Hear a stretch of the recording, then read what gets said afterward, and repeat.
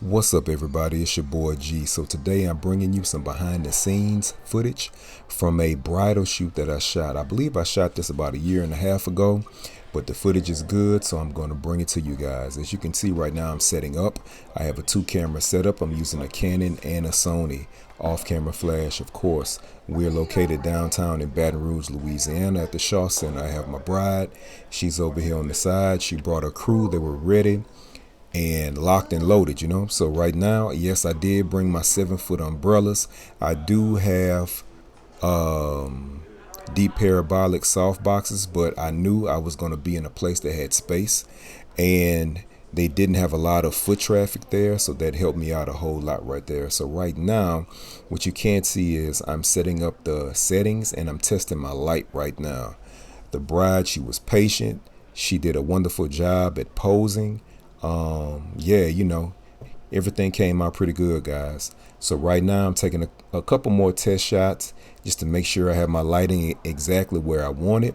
I'm gonna tell you guys this before you start shooting off and going off and being trigger happy. I want you guys to set your light. Make sure your light is good, so at that point in time you can get cooking. So when you see that face, when I start making that face, that means the light is right. So now it's time to start shooting. So as you can see right now, I'm adjusting my light. I'm being creative. Typically I like to take a couple shots and I like to show it to my client, so at that point in time they can get an idea of what I'm looking at, what I'm looking for, as well as we can give them some additional confidence, if you will. So right now I'm showing everybody else who came with her, so at that point in time we can hype her up. You see what I'm saying? So I'm hyping her up right now. Again, you have to hype your clients up, even if they always do a great job, still hype them up, because you're going to get a better image. You will get a better result, and they will feel more comfortable at this point in time. So I've been hearing from a lot of clients lately that past photographers that they have worked with don't help them with the posing aspect, and I understand that. Some people don't want to have to deal with another job on top of trying to adjust for settings, lighting, and so on and so forth when they're out shooting. But sometimes you do have to assist your clients, especially when you have an idea of what you want. So right here, I don't know my settings right off the bat, but what I did was I exposed for my background. You always have to expose for the ambient, guys. Don't just say, okay, because I have a light, I can go out here and I can just start shooting. That will result in shots that aren't as pleasing to the eye as if you expose for the ambient. That's a pro tip right there, y'all. So right now I wanted to take a small break, and plus I had a long lens on there. To be honest with you guys, this wasn't a kit lens, but this was a step up from a kit lens. I didn't have my big dog with me at this point in time, so I just had to make use with what I had. But I had a pretty good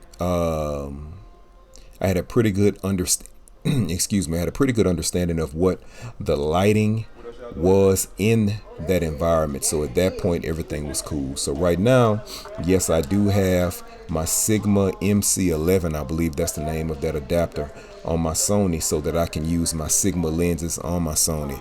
And yes, guys, lens adapters do work on your cameras. Don't be afraid to buy a lens mount that is specifically made for your camera and your lenses, right? So I have a Canon to Sony mount for my Sigma lenses, and the mount was made by Sigma. I think I said that right, but if not, you guys can Google it or just leave a question in the comments and I can fix that for you guys. So right now I'm testing out, I'm moving around.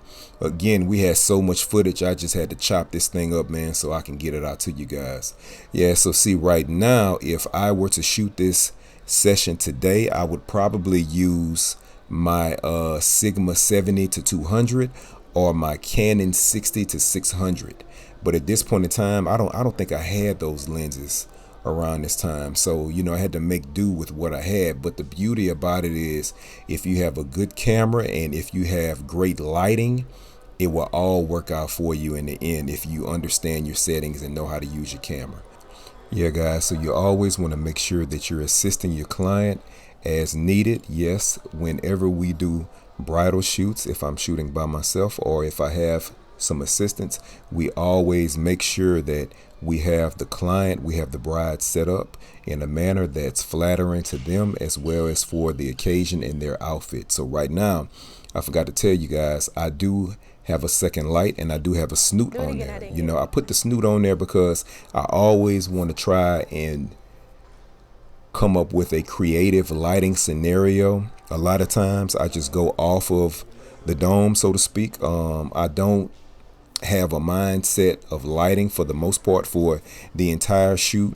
Going into it, what I like to do is I like to just get into the environment and see what it gives me. So at that point in time, I can freestyle, and hey, like, we can be creative. So at this point, I'm on top. I'm on the second floor shooting down.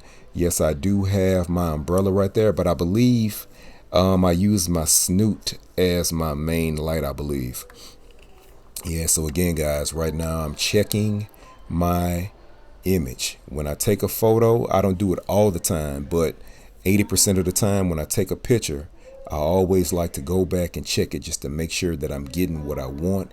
And if I need to make any adjustments in regards to framing, lighting, or whatever it is. So at this point right here, I'm laying down on the ground because I wanted to get a separate vantage point at this point.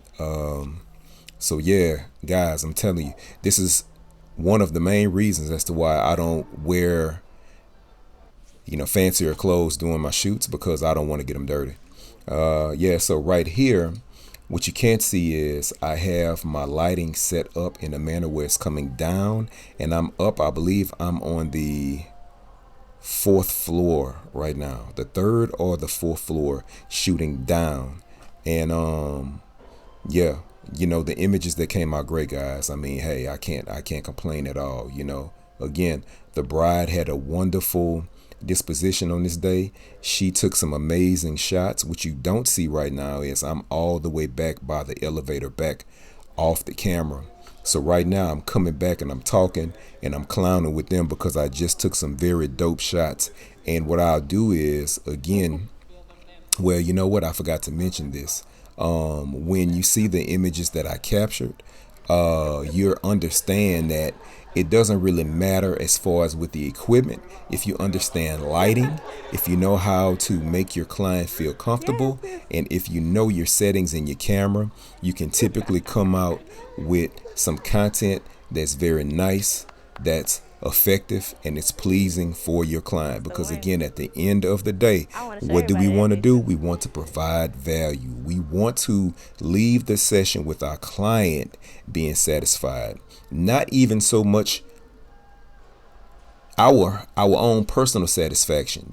Our client commissioned us to do a job, so we have to make sure that when they see the images, they are wow, like they are floored, like they don't know what to choose from. My goal is to have the client leave a shoot and they have a hard time picking the images that they would like for me to edit.